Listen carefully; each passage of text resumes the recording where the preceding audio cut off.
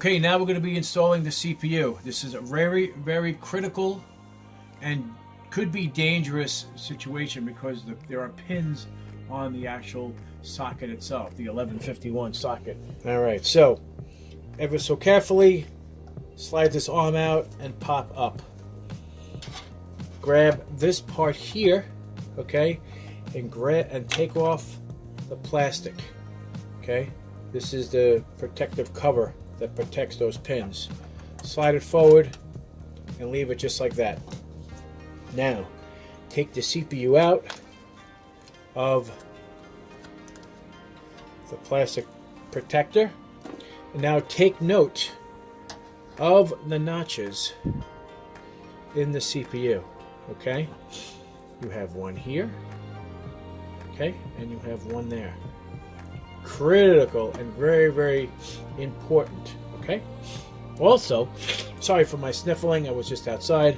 Take note on the socket itself, there are also notches as well. There's one there and there's one there. So this CPU can only go in one way, like so. I want to zoom in a little bit further so you can see what I'm doing here. Notice the notches there and there, and the socket CPU is actually in place. It's not on an angle, not on an edge, nothing, and these line up perfectly. Okay, so now we take this down, and this will naturally want to slide underneath, which is what you want it to do.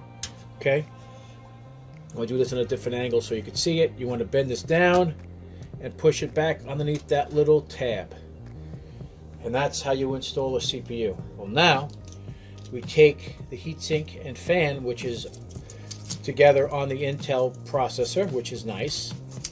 You have an aftermarket CPU cooler that'll be installed very similar, but we are using the existing holes. Now we also want to take note of where the CPU header is, which is right here on the side. So usually what I like to do is put the CPU and heatsink and fan in the direction of where that header is. So I like to do this, like that.